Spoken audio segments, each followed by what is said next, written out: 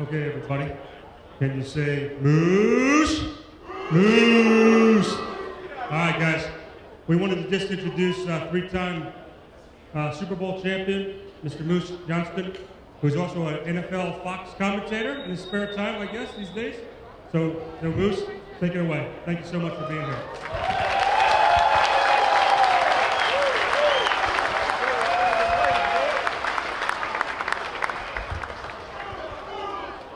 Hey, I have to say this is one of the more unique environments I've ever had the opportunity to do a presentation. Usually when I do these, we're in a hotel conference room or something like that. So for me, this is awesome because to me, you guys are all fullbacks. You guys do all the dirty work, get the job done. So I'm in my environment right now, and I couldn't be happier. So I have a speech that I usually talk about, but since this is a unique environment, I'm going to touch on a few things that I think are important to me and maybe hit home with you. And then I'm going to open it up to questions because I know I always miss something that somebody would want to hear. And, at the end, people will grab me and say, hey, I wanted to hear what your thoughts are on this. So just to make sure we get a lot of bases covered, we'll open it up for questions. So as I'm talking, if I say something that makes you think, store that in the back of your mind, and we'll try and get that answered when we wrap everything up. And then we can talk NFL, we can talk Cowboys, because I do work for Fox, got a pretty good feel on the NFC. I might struggle a little bit in the AFC, so if we got any Houston Texan fans, I'll tell you a little bit. Is it that bad? Is the Dallas Cowboy Houston Texan rivalry as thick as it's supposed to be down here? That's good. Well, let me start off. The most important thing when you're working with a group, and it doesn't matter if it's a football team, it doesn't matter if it's a business, it doesn't matter if it's a group of people here at the refinery. Teamwork becomes the number one thing. And how do you improve that? How do you maximize that? How do you get the best out of everybody? And by the video, you saw that I've been blessed to be a part of 3 Super Bowl championship teams, but maybe the best team that I've ever been a part of was my college football team. At Syracuse University, we finished undefeated one year, and there were really no expectations on us at all. We were an under-the-radar team. We were not supposed to be a threat nationally to anybody. And really the big reason was, we called ourselves a group of Richard Gere cast-outs. We had nowhere else to go. The reason we were at Syracuse, because Syracuse was the only Division I school that offered us a scholarship. We did not have blue-chip All-American players. We didn't have guys that had 5 schools to pick from and ended up picking Syracuse over the other 4. We had nowhere else to go. So we always referred to us as kind of the Richard Gere guys from Officer and a Gentleman. But that group of guys went on to do some unbelievable things. And, just to give you an idea of what it was like, when I went down there my freshman year, we came in 3 days early as a freshman class. We went through 2 days, and the first night we finished up practice, our head coach brought everybody into a circle, made us all stand up, say our name, our high school, and why we chose Syracuse University over everybody else.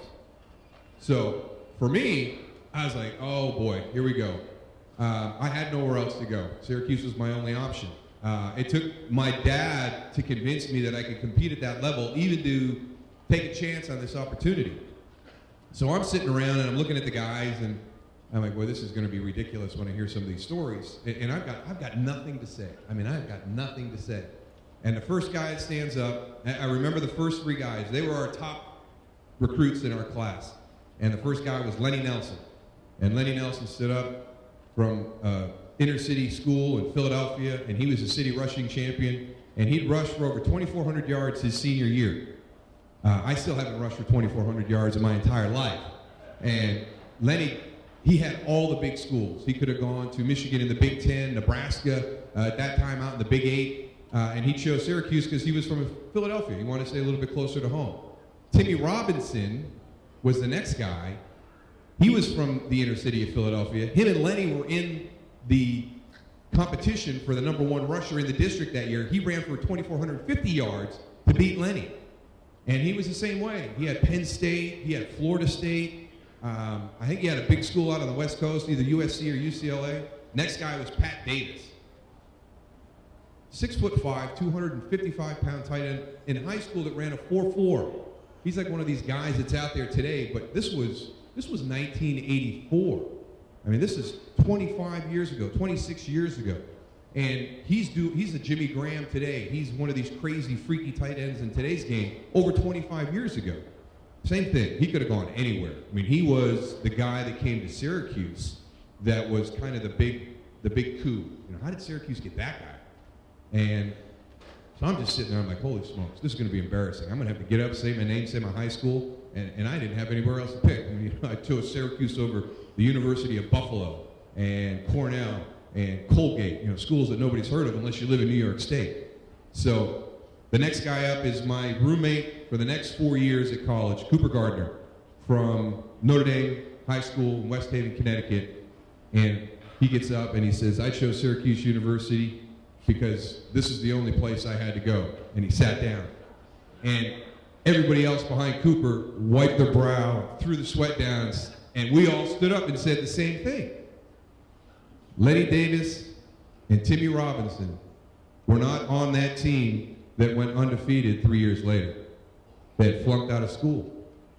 They couldn't balance everything that was there. Pat Davis was our only blue chip recruit that made our entire time at Syracuse together. But every single one of the guys that wiped their brow and threw that sweat down, not only were a part of that team, but were a key part, became starters, and 6 of them had an opportunity to play in the NFL at some point in time in their careers. So it just goes to show you, when you look at somebody and you hear their stats, it doesn't mean a whole lot, because you have to know what's in here. You've got to know what's inside of somebody. And we always laugh at the combine, because the combine invites the top, I think, 300 guys. I don't know if they've increased the numbers yet, but they bring in what they consider to be the best professional prospects of that college class. And they may run a 40, and they do a vertical jump and a bench press and all these individual agility drills, and then they put a grade on you and give you a projection of what round you're supposed to go to. But they can't measure this. There's no measurement for this. And you need a few of those guys, but you need a ton of the other guys. And that's what my Syracuse team was. We were a ton of guys that had huge hearts, tremendous work ethic, and if you told us to do something, we were going to go do it. We didn't ask questions. We followed orders. We were basically like soldiers. You know, we didn't question. We knew what the goal was. We knew what the coaches wanted, and it was our job to go out and get our job done and execute. When I left Syracuse University, I had guys that had gone on into the NFL. We had Ted Greger's first-round draft pick to the Denver Broncos. Donnie McPherson was runner-up in the Heisman Trophy balloting the year that Tim Brown won. He went to play behind Brandon Cunningham in Philadelphia. We had several guys that had gone to the NFL, and they came back and they told us, enjoy your time here, because when you leave here, it's not fun anymore. It becomes a business. This is where football's pure, this is where football's fun, and this is where you make great friendships. Because we're going to be there together for 4 years or 5 years. When you get to the NFL, you could have your best friend for a year and a half, and all of a sudden he gets cut. The business side of the game rears its ugly head, and it's just not as fun as college. That wasn't the truth in Dallas. And I don't know if it was part of Jimmy Johnston's grand plan, or the fact that he was coming from college, coming from Oklahoma State into the University of Miami, and now into the NFL, with a group of coaches who had only coached the collegiate level, that he was able to kind of instill and create that same environment that I had experienced at Syracuse University. And again, it was all the teammates. Number one, the guy who was talking about me up there, he's unbelievable. He walked in on day one. You remember his draft day when he came to Dallas? You remember the day that Emmett came to Valley Ranch with his polka dot suit on, and he got his little spiked up haircut, and I mean, he's, God, at that time, 20 years old. And I remember one of the first things he said was, when I leave this game, I'm going to be the all-time leading rusher. Yeah.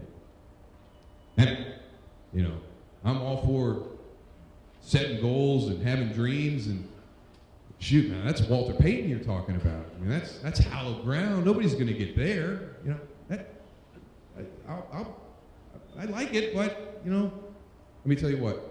4 years later, he had us all bought into it. And the reason why is, number one, he worked his ass off. I don't think he ever got the credit for being a guy, and in my opinion, maybe the first guy as a running back in the NFL that worked hard away from the facility to make sure that his body was right on Sundays. He did everything. He was in the weight room. He was getting massage. He knew that he had to be 100% every Sunday. And we all say 100%. Nobody's 100%. Once you go to day one at training camp, it's a slippery slope as you come down. So you're trying to feel as good as you possibly can mentally every time you step onto that field, knowing you're not 100%, but knowing that the team around you is counting on you. And he was the best, and in my opinion, the first that really put the effort in away from the field to make sure he didn't let his teammates down. Troy Aikman.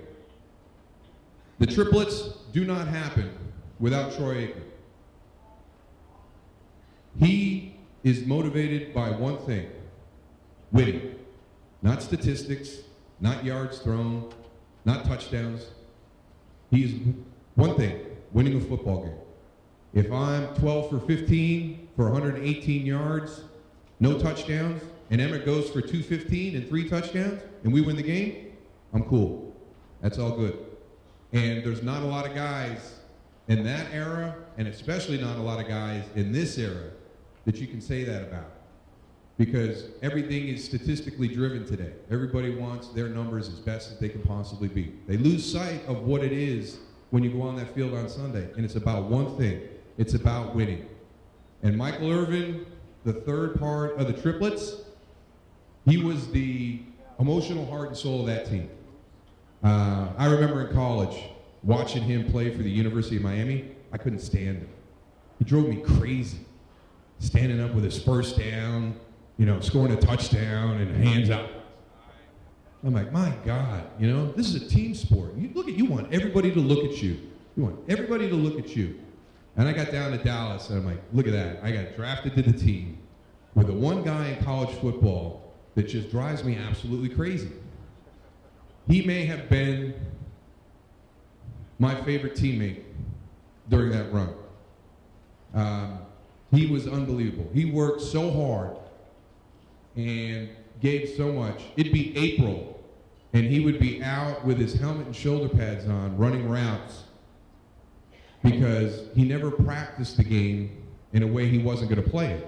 He said, why should I be out here in shorts and a t-shirt when I play the game in shoulder pads and a helmet? That's not going to get me any better. He was with our strength coach, who was a good friend of mine, and I think Michael's biggest thing was he never thought he was as talented as Jerry Rice or Herman Moore or the other guys who were playing wide receiver at that time. And he had to outwork them. You know, they may be more talented than I am, but I'm going to outwork them. And I'm going to be not only as good as they are, but I'm going to be better than they are. And I would watch him work the way he worked. And it was so hard to think about the guy that you see on television with the first down signal and the arm spread, and to see how hard he worked during the course of the week in the off season. So for me, it was a huge change in perspective. And we would not have been the team, and we would not have accomplished the things we had done without Michael, because that was the guy, when we came out and we had a bad start to a game on a Sunday, it was Michael and his emotion and his just fire that got us playing better and got us turned back around. So we could have never been the team that we were without Michael. And it was those three, and everybody holds those three as the core of those Super Bowl teams: Troy, Michael, and Emmett, the triplets. But I think a lot of people forget about the other key to a team. And when we talk about great teammates, you have to have your superstars. You have to have the unique people who do things that nobody else can do. But then you have to have the workers. And we had a bunch of those. Bill Bates. There was no special teams player at the Pro Bowl until a guy named Bill Bates became unblockable on special teams and became so important and such a focus of a game plan for the other team to try and stop that they decided, you know what, we got to create a spot for the special teams guy. I mean, this guy is unbelievable. He's changing the way that people prepare for the Dallas Cowboys, because you have to account for him. Bill was never supposed to make the roster when Jimmy took over. He's too slow. We can't find a spot for him. He's too old. Name your reason. Jimmy was going to cut Bill and find some younger, faster, more talented guy to play a spot. Never happened. Never happened. You can't do that to Bill. Not because you can't do that. Bill's not going to allow that to happen.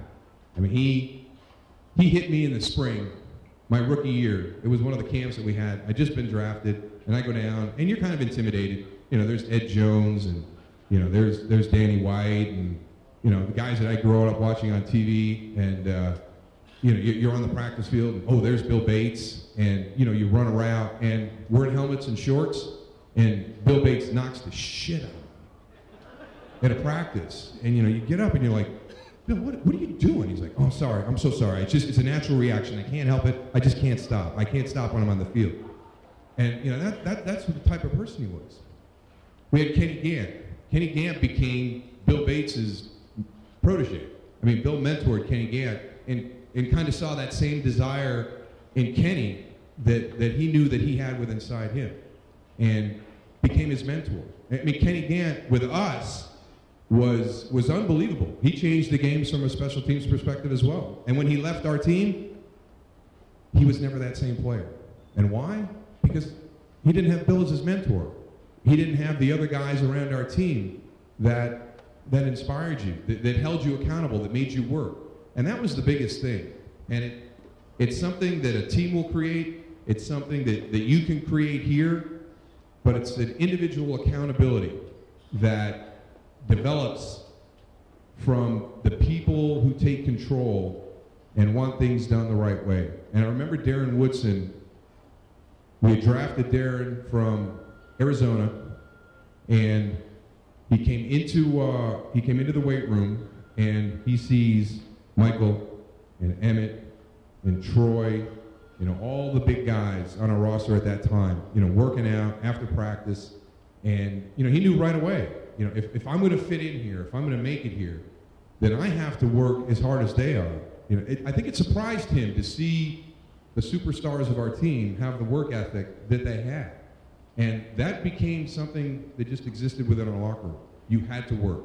You had to work, and you had to do your best possible job every single day to be respected in that locker room. And that's really what we were all trying to get. You wanted people to respect you as a player. I wanted Troy to respect how I played the game. I wanted Mark Tuinei and Kevin Gogan and Mark Stepnowski to respect the way I played, to know that I had their back. If they made a mistake up front, if I was behind you, I've got you. You go to the next one. I would tell Nate Newton all the time, if you miss up front, you go to my guy. I got your back. I'll take care of your stuff. You take care of my stuff, and we'll switch. And there were times when we would talk to coaches after games, or you'd see me in the off season, and it happened. The best example that I always tell everybody about. Everybody remember the night, it was Monday Night Football, we're playing the Giants, it's like the third play of the game, and Emmett goes like 65 yards for a touchdown. All right, now that play, the Giants came out in the defense they'd never shown in preseason. Week 1, we're on Monday night, and we get up in our formation, and we got the play called, and all of a sudden everybody's checking up front because we've never seen this before, and we really don't know how we should block it. Just a little bit of a wrinkle on the backside, and the ball snapped, and you remember, Emmett was untouched. I mean, there was not anybody there. And I watched it on film, and our guys, nobody blocked the guy they were supposed to block. But not one guy went unblocked, if that makes sense. Every single guy in that odd look got blocked by somebody else, but everybody knew and everybody trusted and everybody did what they thought was right.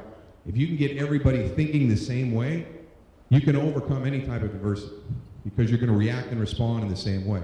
And to me, that was when I knew that our group was unique, because that should have been a tackle for about a 4-yard loss. But because of who we were and how we did everything up front, we were able to turn that into a 65-yard touchdown. Now, getting into broadcasting, it's been hard for me in the beginning because I was a role player. I was the Kenny Gant, I was the Bill Bates, I was the Mark Tuinei, I was one of the workers. as an analyst, now I've got to be the Troy Aikman. I've got to be the Emmitt Smith. I've got to be the guy that leads the group. And it takes a little bit of time to adjust to that role. But again, to create the environment, to have things done the way you want to do, you just have to step up and you have to take charge. So for me, it was getting out of my comfort zone a little bit. I'm more than happy to stand in the shadows and do my job and have people that know the game really well say, hey, I really like the way you play. That's enough for me. I don't need to score touchdowns. I didn't need to have all the accolades and things like that. I just wanted to be a part of something that was going to be special, and I could tell that our team was going to be special. Well, our group, our broadcasting group, I think has a chance to be special. We've got Tony Siragusa, who gives a very unique perspective. We do some things a little bit differently. Some people like it, some people don't. But I really feel that we give a very unique perspective into the game. But to do that, I had to take charge. I had to step out of my comfort zone and become, one of the leaders of the group. And I'll go back to one incident that really defined and solidified the decision that, okay, if we're going to do this, it's going to be done my way. Because when you're watching the game on Sunday, and on our broadcast there's something you didn't like, and you're like, that Daryl Johnston and Kenny Albert and Tony Siragusa, they're a bunch of knuckleheads. Look at the play that happened in that game. Well, that play might have been a decision by my producer or my director down in the truck, but it gets tagged to me because you know me, you hear me. You don't know my producer screwed up. You know my director called for the wrong shot. You know that we did something wrong in my broadcast. And we were doing it was actually the Dallas-Baltimore game, and it was probably the straw that broke the camel's back on the horse collar tackle. Roy Williams had already taken out Terrell Owens. We had guys going down on a weekly basis with that tackle where they would slide into the back of the legs. And Roy got Musa Smith. And when we went to commercial, the play happened and Musa was down. But when we went to commercial, we ran another highlight, and we saw as he tumbled over, you could see that he had broken his lower leg really, really bad. I mean, it went 90 degrees. So that was already out there, which I didn't want it to be out there. Well, then, while we're in commercial, our director starts taking a shot of his sock, which has got a blood stain on it about the size of a softball. So now we know he's got a compound fracture of his lower leg. He's bleeding through his sock in about a 4-inch diameter circle. And our director is on the shot. And I said, we are not coming back on air with that shot. Get your camera off of it. And he's like, this is a story. It needs to be told. It's like Joe Theismann. I said, oh, yeah? I thought the Joe Theismann thing was handled very poorly. I don't need to see it over and over and over again and to stamp into my head how dangerous this game can be. If you put that shot up on TV when we come out of commercial, I'm going to say nothing. And after about 10 seconds of silence, I'm going to say, that was thanks to our director, and I'm going to put your name out there. Because you wouldn't do that. I said, try me. Come out off the commercial with that shot. So we came out after commercial. He gave us a shot of the huddle, and we told everybody that was listening, listen, you saw at the end of that play, Musa Smith has a serious lower leg injury. We've been in contact with the Baltimore Ravens PR department. They're on the phone to Musa's mother and father. He's actually being care flighted out as we speak. I mean, they had him out of that stadium that quick. It was that big of an injury. After the game, we got into a confrontation with the people in the truck who were the leaders and the people in the booth who were the leaders. And they said that we did it the wrong way. That football is about pitchers and their stories to tell, whether they're good or bad, and they need to be told. And I said, I stick by my decision. If it happens again next week, I'm going to do it the same way. It's just the way that I think things should be handled. I think there's a code of ethics and a little bit of courtesy, especially to his family. His mom and dad don't need to be sitting home watching television and seeing that happen to their son. The next day in the paper, we got written up. And the Baltimore Sun said, kudos to that broadcast crew. In a difficult situation with a serious injury, they handled it better than anybody I've ever seen handle that. The fact that they acknowledged that the parents were notified, they updated us on the condition, but we didn't need to see the pictures. Just let them talk about it.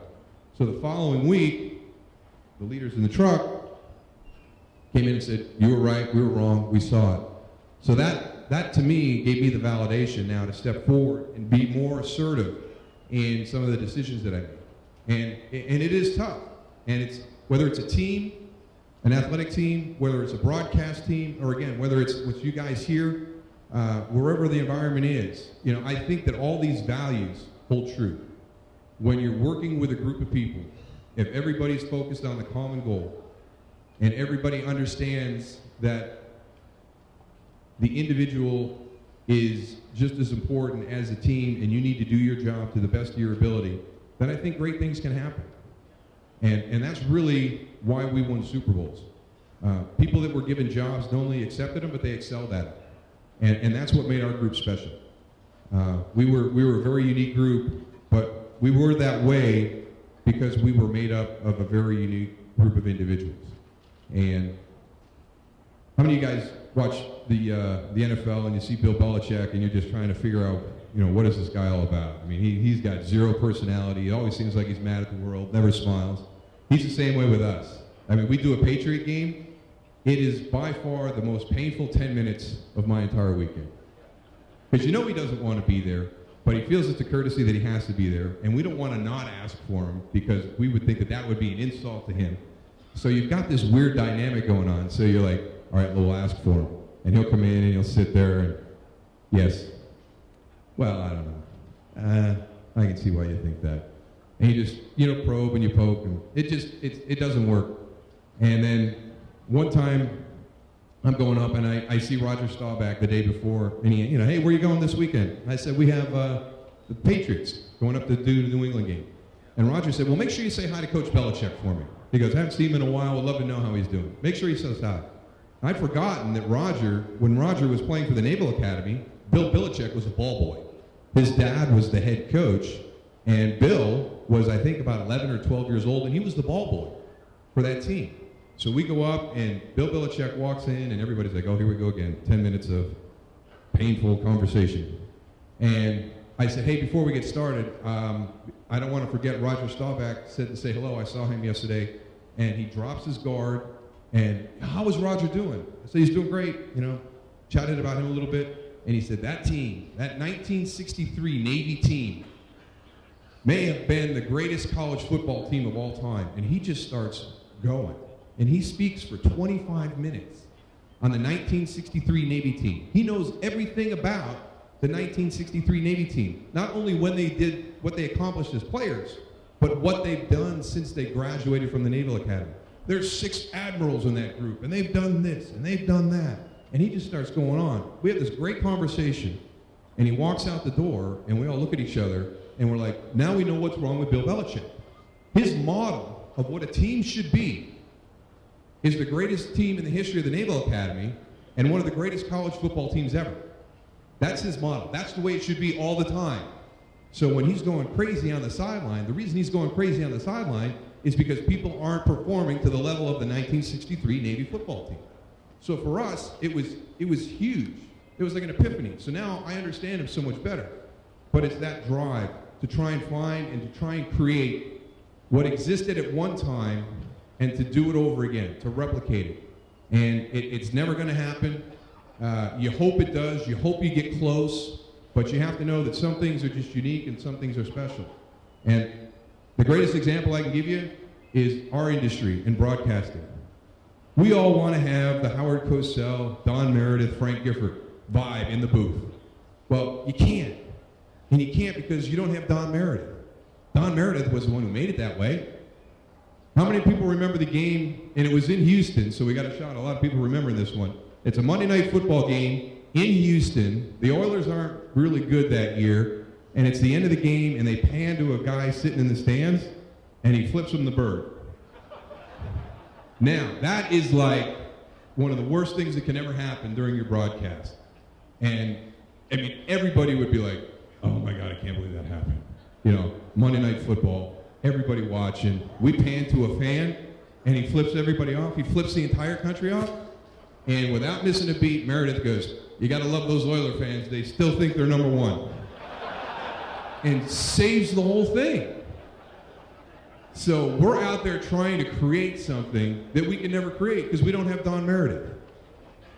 But you can be special in your own way. You can become a group that has their own unique style of doing things and becomes very, very good at what they do. So when we look around, whether it's Bill Belichick looking at a football team or us at Fox looking at Cosell and Meredith and Gifford and trying to have a great broadcast team, just finding somebody that's your benchmark and looking beyond what they did and looking at how they did it. Because we can all do the how. We can't do it exactly how they did it, but we can look at how they did it and we can work it from that side. So we can always find little keys to become a better teammate. And that's the most important thing. Be a great teammate. Be positive, be supportive, listen to the rules that are up above. One of the things I've learned very quickly here is you guys have a group of rules about safety. That truck ain't moving until my seatbelt's click. And I can't tell you how important that part is because they're the standards. They're the foundation of what everything's built on. And let me tell you, I come from a profession where safety maybe was pushed to the back a little bit back in the day, and now we're realizing what a mistake that might have been, as we have a lot of our retired guys suffering with health issues. So I was very impressed to see kind of a foundational safety program in place here. And you can tell people, listen, this is for your own good. I'm not trying to put my views on you. I'm trying to make rules that are just to make your life, you know, a little bit more difficult. These things are in place because it's for you. And I wish we had some of those back in the NFL when I was playing. It's a different game today. We've had to take the word, oh, that guy was dinged. We're not allowed to say dinged anymore. He got his bell rung. Can't say he got his bell rung anymore. And we're trying to change the vocabulary about the concussions because we lose too many good men every year. We lost another great one this year with Junior Seau. And we'll never know exactly why, but I think we'll always inside have a feeling that the concussions and everything that happened to him as a player contributed to his early departure from us. So I just wanted to throw that in there because I think it's great. I think it's great what they're doing here to make sure everybody stays safe so you can become the teammate that helps this group do things that nobody else in your industry has done before. And that's all you can do. Wake up every day with that desire to be better than you were the day before, and what can I do to help make our group better than they were the day before. And that's how we approach things as Dallas Cowboys. That's how I challenge my guys at Fox to come into every single weekend is, what did I learn from last week? How can I be better prepared if that happens again this week? And how will we become better? So I'm going to leave you with that. I hope I hit on some things that make sense to you, and I'll open it up to some questions now. And we'll just go around for several minutes and get some questions answered.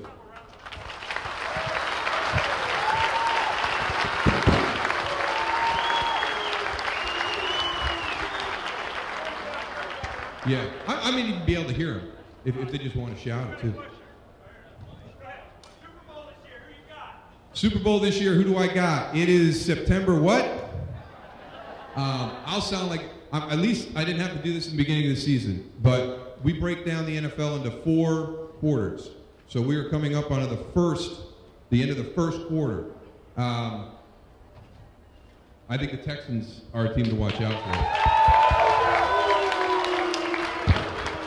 I think there's a turnover. I think if anybody's going to turn over this year, I think the AFC has a good chance to turn over. Your Pittsburghs, your Baltimores, your New Englands. There's an opportunity for somebody to step up and take that spot, and I think Houston is as big a threat as anybody in the AFC to do that. In the NFC, I tell you what, now the Giants scare the heck out of me again. The Giants scare the heck out of me again. The way they came back, I mean, just go back to week 2. Go back to week 2 against Tampa Bay. They were getting their butts kicked in the 4th quarter, and they found a way to win that game. And then they go down and they just destroy Carolina, who I think a lot of people were like, oh, hey, Carolina's going to be that team this year. Here's something very interesting. For the last 16 years, there have been 5 new teams into the playoffs from the previous 12. So we're going to try and take a shot at it this week in our broadcast. Okay, if that's true, who are the 5 that are out from last year and who are the 5 new ones that are in for this year, I think a lot of people would have said Carolina until New York just housed them last Thursday night. So I think right now, if I had to pick, I would go Giants, Texans.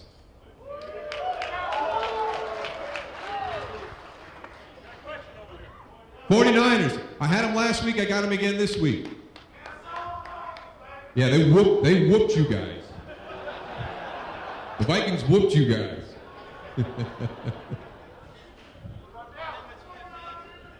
Hey, yeah, Emmitt Smith. Who saw him on Dancing with the Stars Monday night?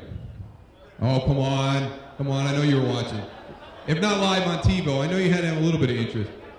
I thought he was better Monday night than he was in the finals the last time he was on there. I mean, he actually looked like a dancer Monday night. I was very impressed. He got the high score, right?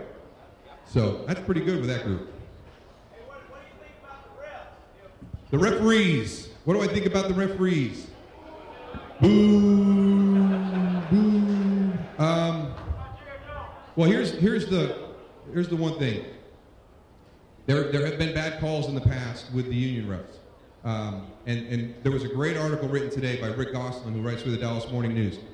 In the Super Bowl, Seattle against Pittsburgh, there was 2 really, really bad calls that contributed to Seattle losing that game. Did they lose that game because of the calls? That's always open for debate, but they were 2 tough calls. Ed Hockley, last year or the year before, had a call that cost the San Diego Chargers the game and let the Denver Broncos win, similar to Monday night.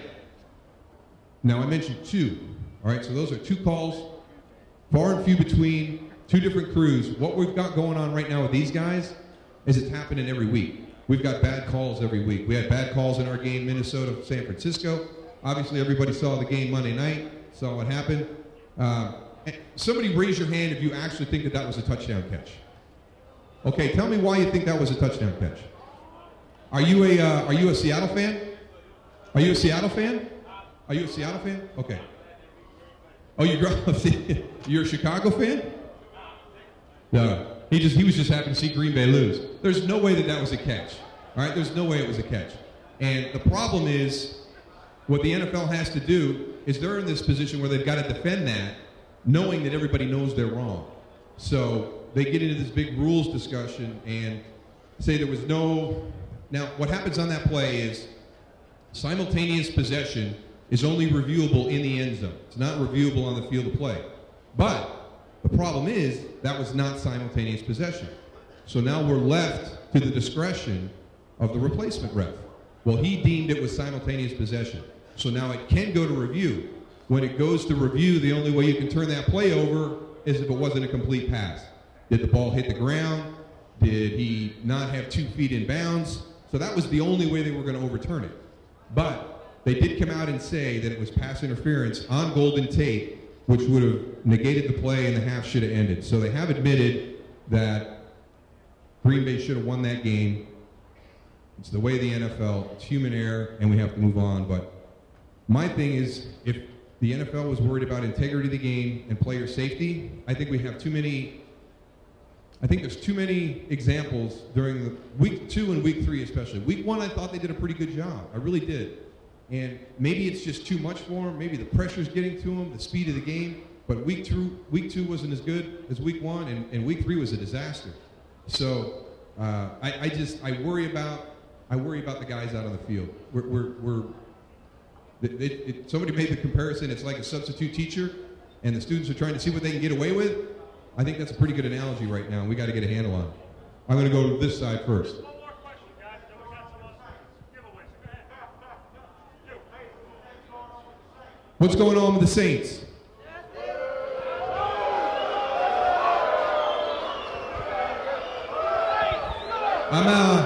I'm actually very surprised what's going on with the Saints.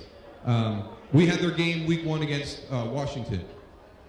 I do believe that there is a culture established and a process put into place by Sean Payton that would allow Aaron Cromer, while he's there, to have success, and for Joe Vitt, when he comes back, to have success.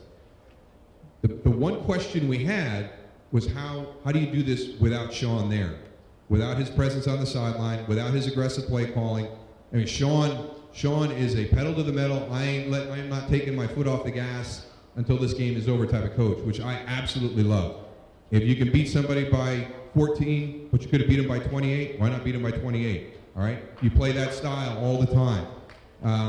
What's going on right now is I don't think we understood the difficulty in the transition from how Greg Williams plays defense and how Steve Spagnuolo wants them to play defense.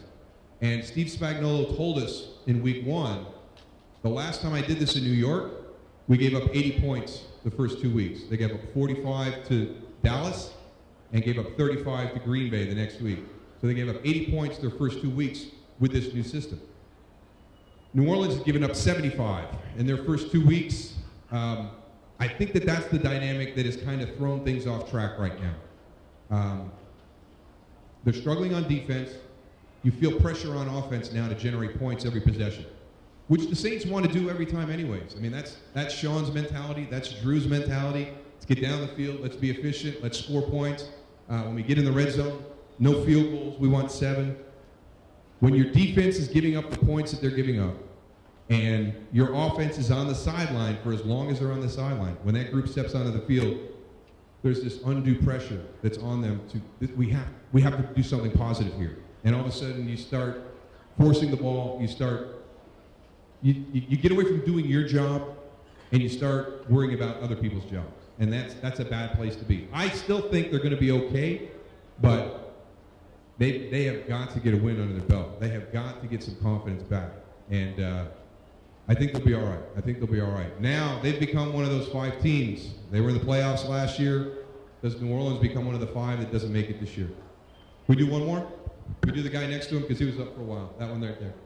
Hey, what do you feel about the end of the New York Giants game and Tampa Bay game?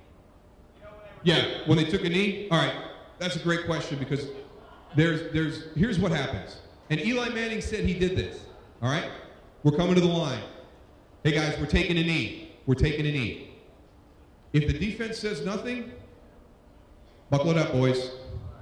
Or what should have happened is the defense should have said, hey, our new coach is nuts, and we're coming, all right? He told us we won 4 games in college doing this, so we're going to do it here. So, yeah, buckle up, because we're coming on this one. The players should have been able to handle that. But when Eli came up and said, hey, we're taking a knee, and nobody says anything, you got to be ready. You got to be ready. I don't agree with it. I understand his thought process, but man, if I lose my starting right guard to an ACL because of something like that, if that's the case, then I mean, let's just find a better way to take that time off the clock. You know, if they don't have any timeouts and you know there's no way for them to stop the clock, just go to the ref and say, hey, can we just call this thing right now? You know, let's just move on. But the bad thing about it is Dallas got caught with it last week. Dallas got blown up last week in the same situation. So it's the old thing, you know, fool me once, shame on you. Fool me twice, shame on me. But it's all handled by the quarterback coming to the line. Hey, we're taking a knee. We're not running the football. And the defense acknowledging we're coming. Or when they say nothing, assume they're coming. And then that should be it. But it shouldn't be an issue anymore because they've already shown it on film. And I was shocked, absolutely shocked, to see Dallas guys going flying backwards on the same play this week. All right? Oh, you got one more. One more. It's a dreaded one more. Is he the what? Coldest? Coldest is like stone cold killer? You know what? He gets so much heat for a guy who's played well. Last year, there were 4 quarterbacks with a 100-plus quarterback rating. He was one of the 4. Brady, Breeze, and Rodgers. Romo was your other one. I think he was 31 touchdowns and 6 interceptions. There was only one other offense that was better in a quick strike situation than Dallas, and that was Green Bay. So last year was not Tony in the offense. It was on the other side. It was the defense. You don't blow 3 double-digit fourth-quarter leads and not have the defense be a part of that problem. Now what happened to Tony was, Tony made a big mistake on Monday night against the Jets. And everybody remembers that. Just the way everybody's going to remember the refs this past Monday night. Tony blew a huge lead against Detroit. Everybody remembers that. And fans have a tendency to remember things that hurt the team more than they do all the little things that help him. He does a lot of good stuff. I don't think he deserves all the criticism he gets. Thanks, everybody. I appreciate it. Great to see you.